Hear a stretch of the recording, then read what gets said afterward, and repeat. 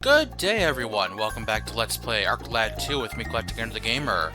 And today we are here in the land of Balbalard. See that giant pyramid over there? We'll be visiting that soon. That is the next story area we'll be going to visit, but not today. Today we continue with the Sealed Ruin quest. The Sealed Ruins of Balbalard are tricky. You could consider them tricky ruins. Yeah, so gonna select our party members, and we're gonna... People I want to start with are these three, then I bring a healer, and let's bring Deke back along for a little bit more XP, along as we try to get him some more XP and try to get him some more power units. Well, first thing we're going to see in this dungeon is the switches on the wall. Throw switches, they open different passages. And inside those different passages will be different rooms of all kinds along these ruins. Or sometimes trick battles from the switches. You know, trick battles. Battles you don't want to fight. Which, I want to kind of speed through this area because I am in my third try of recording this because I have a new setup and everything, because my old setup kind of died. So we're gonna just try to quickly speed our way through this dungeon, except for the fact that I keep forgetting every time I go to record this episode, I have items to drop because, as you can see, I have a full complement of many items. And I don't want to have a full inventory by the time I get to the bottom of this dungeon, because if I do, I won't be able to pick up everything, and you want to pick up everything in this dungeon. This dungeon is good to pick up everything in. These sealed ruins, they typically have some very good items for you to have for the traversal of these dungeons, for having traversed these dungeons. Well, you want to see how tricky these ruins really get? Well, that switch opens that room up there. However, it also opens this room over here it did not show us. And I believe also that room up there is going to be a wanted monster called Guardius? Not a guardian. But he's we're going to skip him for now, because like I said, want to speed through. So if we go through the correct hallway, we will find this life nut and the stairs going down. Ooh, 6 treasure chests. How nice. Oh, there's nothing inside any of them? No, well, it's also kind of like Lieutenant Surge's gym challenge puzzle, and back in Pokemon Blue and Red and Fire Red and Leaf Green and Let's Go Pikachu and Eevee, we will find a switch at the bottom of this treasure chest, specifically the lower left switch, the southwest treasure chest. And honestly, all of them lead to mostly different places, and the guide I'm using will tell us to take this one first, the northwest stair. For down this set of staircases, we will find this room full of a power unit for Deekbeck. Yay! Very good for Deekbeck. Because if we were to check out Deekbeck right now, since he is in our party, we want to make sure what he's got on him. Okay. So I think what I'm going to do is switch out the Acid Breath and the Earthquake power unit for the power unit I just picked up. Because that power unit will be stronger, stat-wise, for Deekbeck, and we'll also give him the grand total of spells of having Expand Range and Mindbuster, okay, D-Spell, basically a death spell, especially since it's at level 3, should have good accuracy. Extract, that is a physical move, a physical skill, that deals AoE damage surrounding Deekbeck. So now Deekbeck, along with Iga and Choco, have AoE around them skills. That's very nice. And the power unit we picked up and just equipped on Deekbeck gives us Plasma Shock, Power Loss, Destruction, and Counter Hang, which are all debuffing skills, which will debuff the stats of enemies. Will be very handy in here. But ooh, a healing point. Yes, this healing point appears whenever we step down these stairs and come back up. And also, as you might be able to tell, I'm stopping for a moment because my controller is acting up. And I've recently found out that my controller has been acting up because I think there's a kink. Because I go to unplug it, and that's not working this time. There we go. I just unkinked it. I think there's a kink inside the cord of my controller, so that whenever Rumble starts acting up, it's because of this kink in the cord. Okay, southeast now. That's this one. And inside this staircase, we will find a treasure chest. Yay! With a very special knife inside of it. And a dark charm. Ooh. And a switch over here on the wall. However, that switch is one of the tricky switches that will get us into a random battle for no reason whatsoever. So I'll avoid that for now. I did do a little testing in my off time, just to check something, and these two stairs, the middle two stairs, lead to each other, I believe. I know one of them leads to a battle, and I saw the stairs that were directly below them around the hallway that go right back upstairs, so I'm like, oh, that's just these two stairs right here. So now we want to take the stair that had the treasure chest with the switch in it, in order to find our way further down, along with a random battle we will now have to face down. And we will face this battle, yes indeed. Quite well indeed. Oh, there goes my controller again. So if I pull on my controller cord a little bit, go to unplug it, there we go, we got the kink out. My controller is a little kinky, I guess, you could say. Let's see, if I stand here and go to extract and go to level 3, that allows me to hit many of the monsters. Oh, if I had stood down one more space, I would have hit one more monster. Yeah.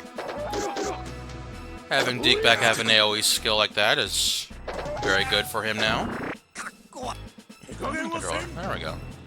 And Grugga I brought along because we have these skeleton lords that, so long as I have him kill them, or have even Choco with her light skill, her light AoE skill, then those monsters will be disintegrated immediately by the light. Not just blinded by the light, they will be completely disintegrated by it. They will be snapped out of existence by the light. So, that makes it very handy for fighting skeleton lords and other mummies and whatnot whenever you have Grugga and Choco and those two in your party. So you can deal with, so you don't have to deal with their fatality status, their 1 HP fatality status. Okay. Controller's acting up a little bit more often than it usually does when I've done this before, but now I'm going to be able to be more focused and intent on making the LP for you all. Like I said, I want to finish this LP before the year's up. I think I can do it. I just have to do a little bit more often recording.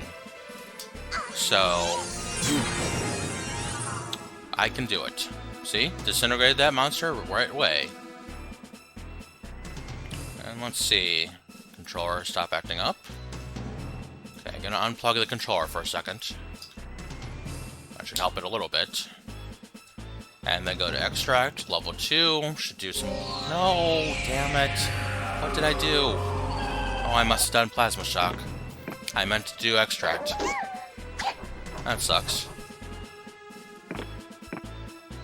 Well, so we have another extra turn of monster fighting to do. Oh well. We will be okay. Yeah, Deekback's physical attacks ain't the greatest. I heard there's some, like, G-Knuckle or something you can get for Deekback. I don't know if that's in the arena game, or if that's something you can get in this game by way of the final dungeon or some such, I don't know. Final dungeon is actually pretty interesting, because I don't remember a thing about it. But...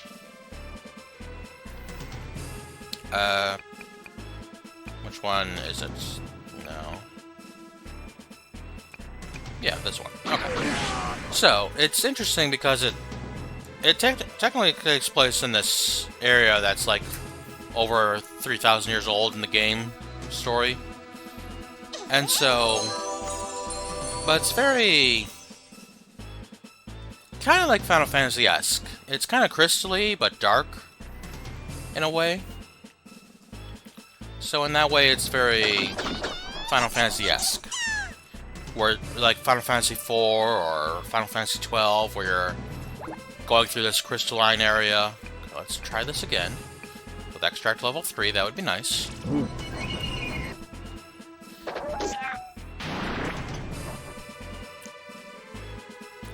But yeah, it's the... Don't want to spoil it too much or anything, just that it's the final dungeon and the resting place, and the current resting place, the final boss of this game. It was actually his ruling palace or something back 3,000 years ago in the game's story. So that's why he's just sealed up in there. And that kind of gave him a big old ego, I guess, kind of getting sealed away and inside his ruling chamber or whatnot. Saying, I meant to be here, to himself over and over again. Meant to rule the world from this spot. This spot and no other spot.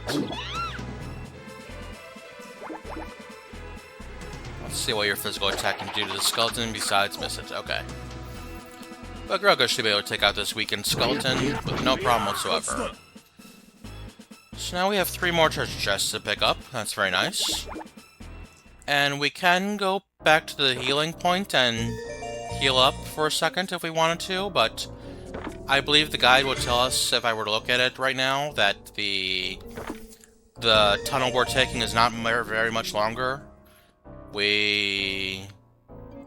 no, I do have a battle here. Maybe I should have healed. But yeah. It's not very much farther to go in this tunnel we're going down at the moment. Ooh, a wind-long sword. Okay. The interesting thing I will say about this set of dungeons, the Sealed Ruins, is we seem to be picking up elemental items, which, honestly, if you're paying attention and not reading guides that say, oh, you can only get this item in the Arc Arena game, if you're reading through the guide I'm reading, and then you go to the end where you've done all the Sealed Ruins, and he says, oh, go to the synthesis item with all these items, and you can synthesize these items.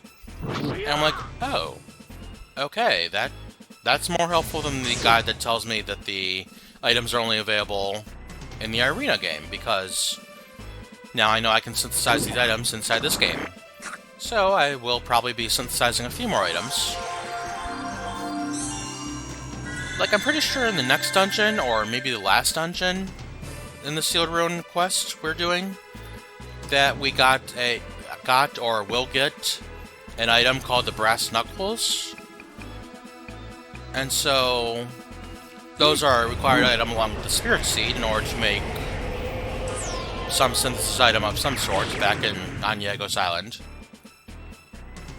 And that will be handy to have a stronger punching glove for somebody to punch with. Then apparently we're supposed to be getting all of the elemental swords we need in order to make use of to make the light long sword or something. And we're also getting some charms in all these dungeons that will allow us to make a light charm. So those will be handy if we get them. And maybe I will equip them if I find them useful.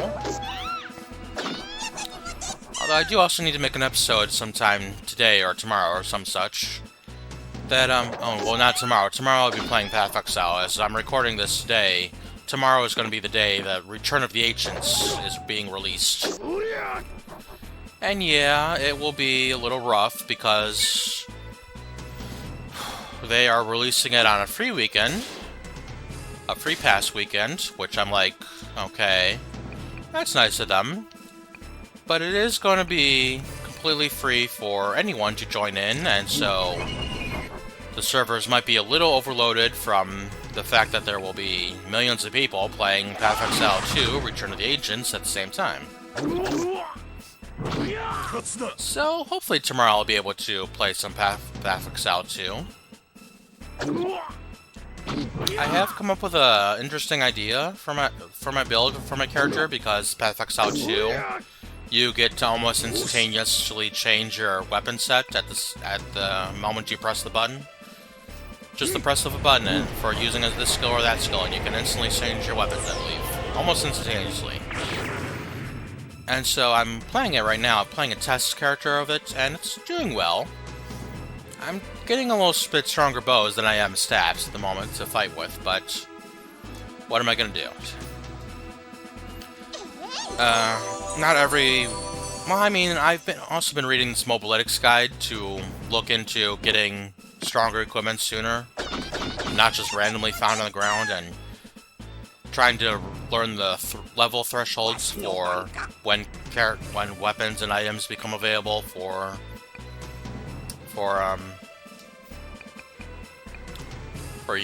buying at the vendors.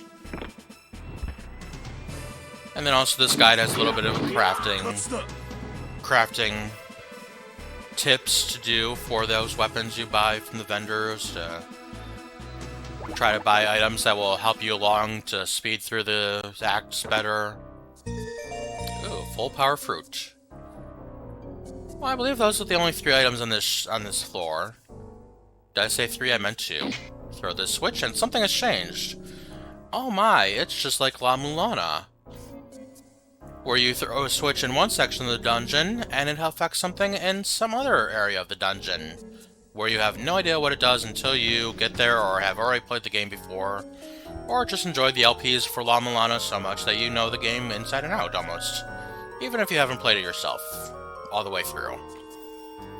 Man, La Mulana, let me tell you, I got stuck for a very long time on fighting V. I think I beat him. I think I beat V. V5-O-Fum. But, even if it's Shantae. And this magical leaf to Shantae as well. Full power fruits, we have 3. That will be very handy, I'm sure, sometime later on. Nothing else I really want to do, except we did get that Zebra Axe.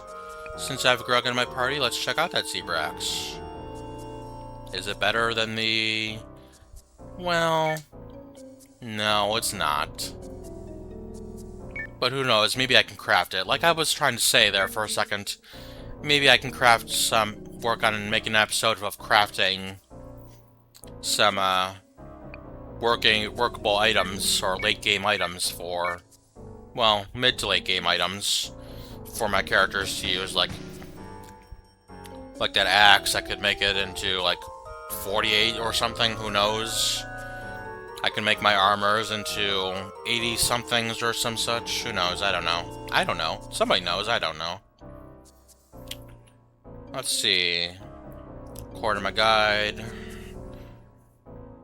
we've thrown the switch, and something has changed, so return to this floor with the 6 treasure chest staircases. Now we will take the northeast stairs. Very nice. After healing, of course. And there's just some stairs to the north here. Oh, that's very nice. And let's see. Oh, power unit number 2. And hey! That's why, when I first made this episode, this dungeon was so short. This hasn't even been... Ooh, I don't have a time. Oh, I do have a time. It's been 20 minutes now for this episode that I've been recording. So that's why, when I initially made this episode, I decided to say, hey, I'm gonna try to fight that wanted monster if he shows up randomly or not. And he did end up showing up. He did end up showing up, and I did fight him, and I went back later in the episode, and I went later in the episode and said, hey, you know, turns out I did find him, I did fight him, here's his wanted poster all ripped up before you all. But yeah, I'm not gonna do that this time. I'm just gonna head on out and make this sort of a 2-part recording, because I want to check how my recording is done so far. And because, like I said, this is a new setup, because apparently my old setup got kind of outdated out from the system of my recording setup, my computer and all that. So I had to buy a new connector. So I'm working on a new connector now, and I don't have a program that goes along with it to record from, but I'm just sitting here on OBS. Watching and playing and recording my playthrough. And like I said, this is also my third round of recording this because I started recording it with my new setup and accidentally did not press the record button on the OBS. So another reason why I want to go back and check right now to see if my recording is doing good right now.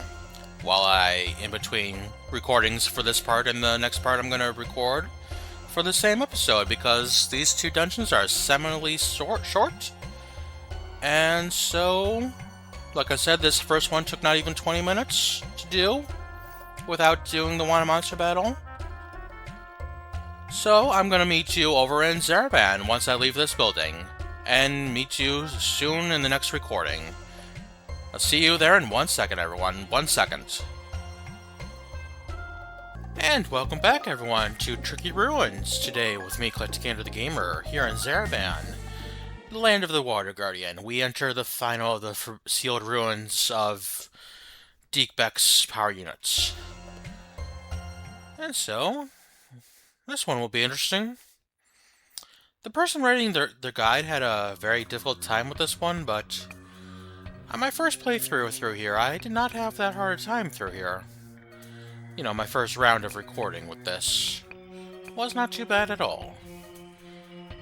But, you know, honestly, I should bring Shantae along with Deekbeck, along with my 3 light users of Ark, Grugga, and Choco, because there's many fatal status monsters in this dungeon. Mummies, flies, all kinds of grisly little things. So, we will be bringing down our mummies and mutant flies down to the fatality status unless we use light-based attack to defeat them once and just instantly disintegrate them. Like Josh Jepson said in Super Battle Golf with his friends, "Did you disintegrate that guy?" And yes, I did. Yes, I did disintegrate him. And like I said in the last part where you Thanos snap these people, these monsters to oblivion. And Shantae's along for a little bit of level grinding, a little bit of healing, extra healing. And hopefully she'll be able to level up pretty well. And keep us all nice and healed very nicely. Yeah, we have Arc for healing, but I want to try to focus on light damage. Light attacks. Honestly, I think his physical attack will also create, oh, is that what that does? Will also deal light-based damage. But as for Deekbeck... Hold on, I need to see something about Deekbeck, because now I have Death and I have Dispel. And Death is a dark type, Dispel is a non-type, okay? I was hoping it was a light type attack, but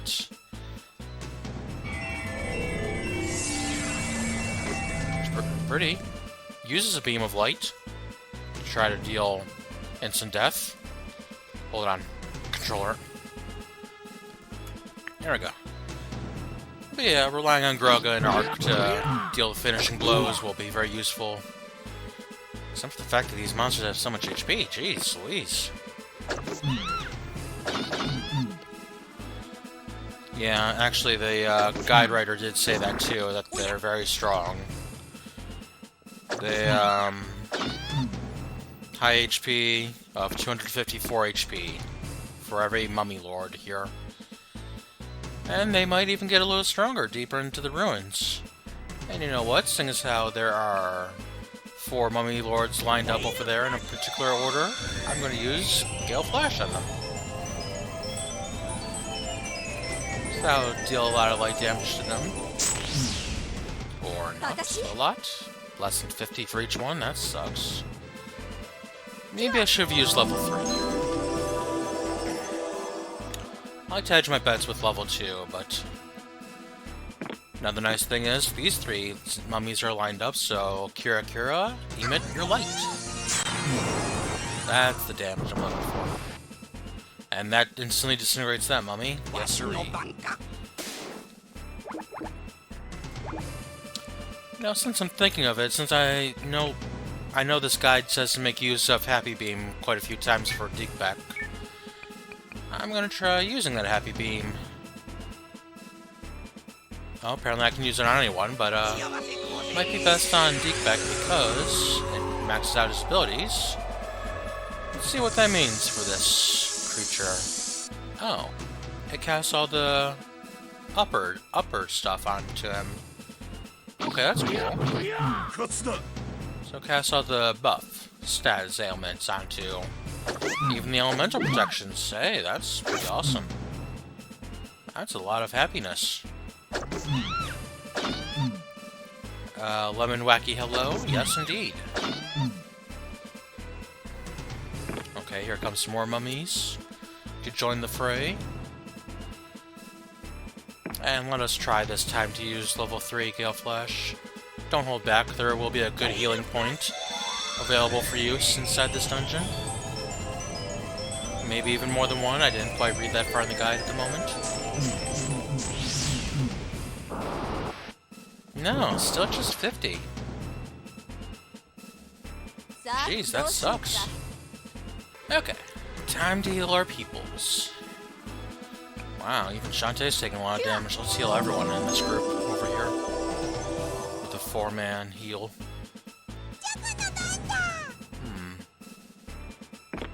Oh, you know, actually I could make use of one of these skills in order to deal damage to these mummies in a line. That wouldn't be too bad, I think. Whoa, look at that damage. Left my fatality, but still not too bad at all. Damn, still blocked his physical attack, even with all those uppers on him. Oh well. Maybe he will counterattack more often than not. The guy did say later on in the game that Deekbeck seems to rely better on counterattacks than he does on his actual attacks, his basic attacks. Yeah, just 24. Of course, I am using kind of a weak weapon according to that guide. Man. Good thing that healing point's the next fort. How much Gale Flash I'm using.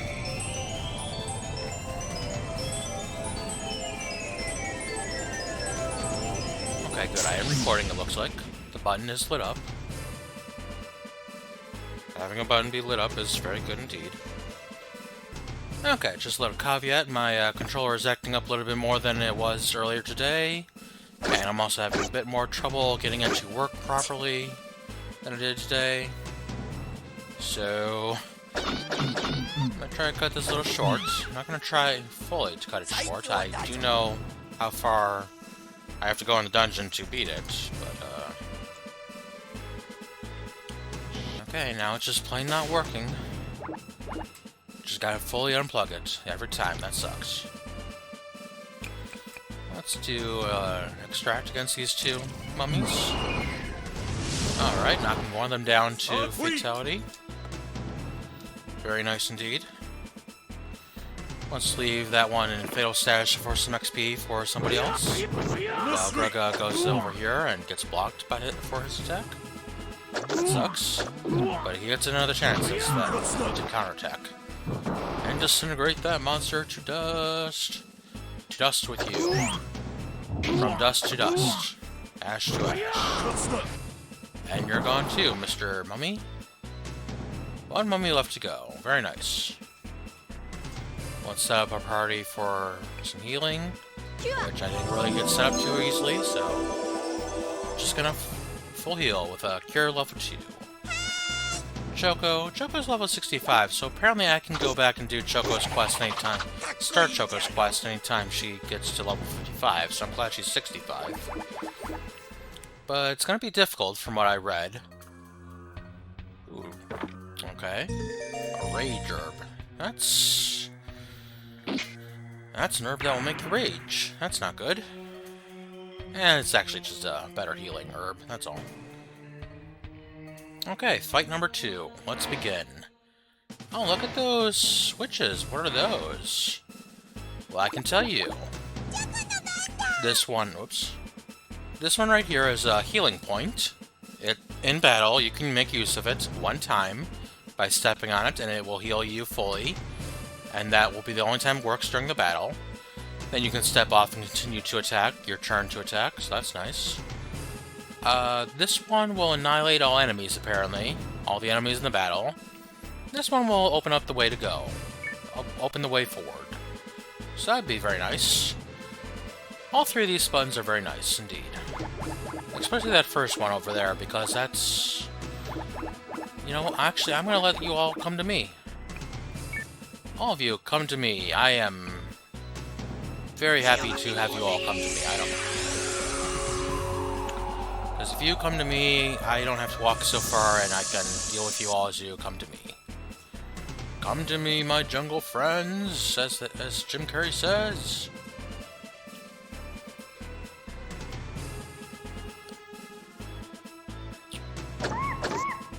That's a weird noise from these bugs. And yeah, these are the same bugs we fought in our Myogyu's.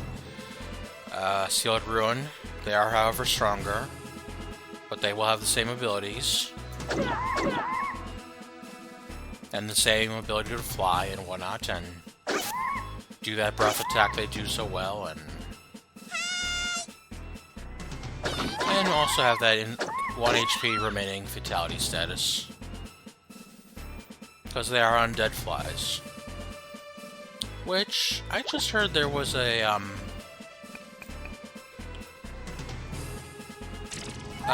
discovery in Australia about some quadricep fungus that makes ants, that lives around ant farms and ant colonies and whatnot, that will have the spores take over and grow into an ant, take control of the ant to climb up as high as it can onto some grass or a flower or whatnot, and then just clamp down as hard as it can in its zombified status, and then die, and blossom into many quadricep flower stalks.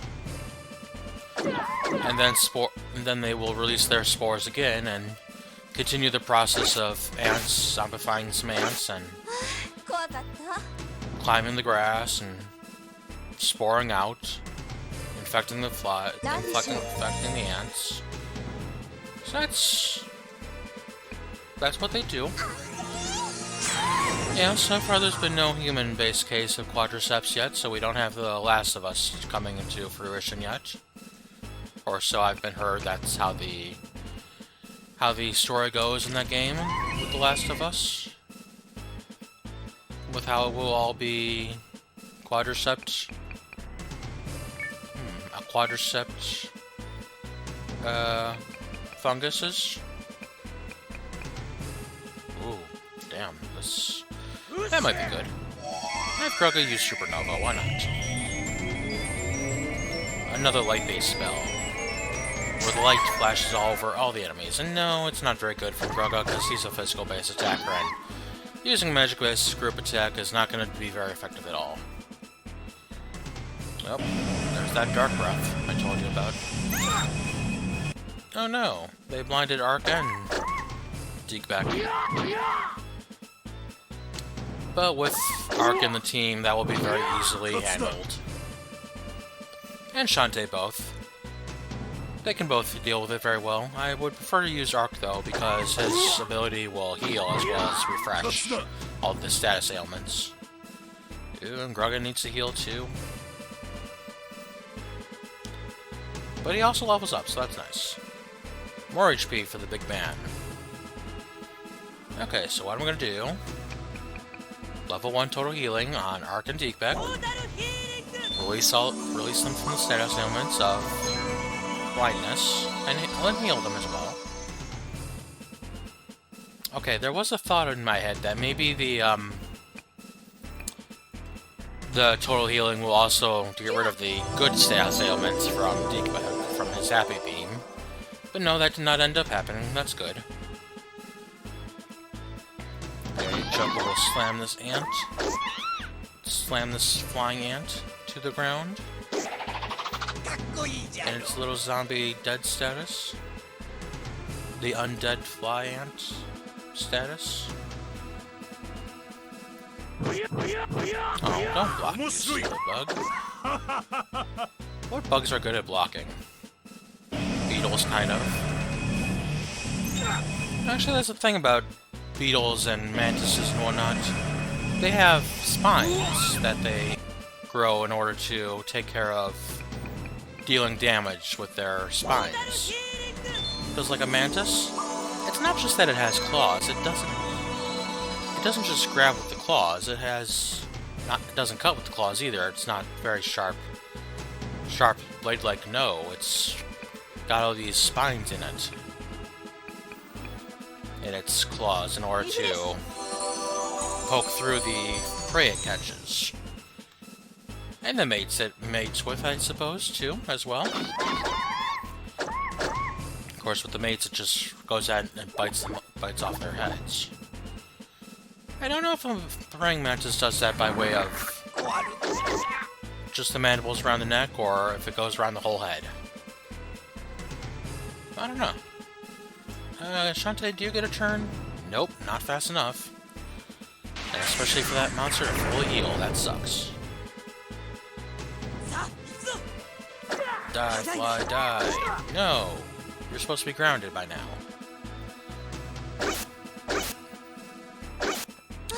Gotta deal with one more fly. One more tough fly. I fly? No. It fly? No. Still no. Tough fly. Let's see if I can burn it. Does burning you deal more damage than not? Yeah, deals a lot of damage, like it did to the doodads upstairs. The, you know, mummies. There we go. Disintegrate that fly. Like a moth in the sun. I have actually seen a moth disintegrate in the sun before. It landed at my grandmother's house and just vegged out there under the awning by the front door. And for whatever reason, it thought that was a good enough place to hide, and it wasn't. As every days went on, and I just saw it disintegrate more and more until it was just some skeleton of a Y-shaped skeleton of a bug. That's all that was left, was a little Y. Little upside down Y, because it landed facing upward on the awning, so not the awning, but the siding, the paneling.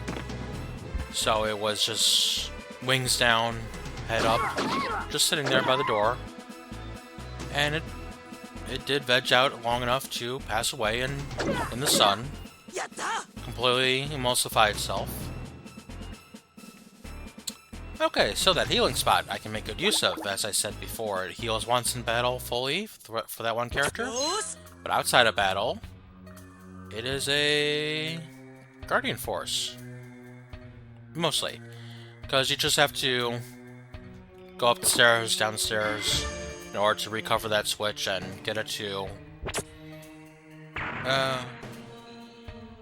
be rehealable. Be reusable. Oh, a tomahawk. Is that any better than that axe I have for Grugga? Let us see. Even worse. Yep, even worse than the zebra axe. That sucks. Why did they give us two axes in a row that one is weaker than the first one?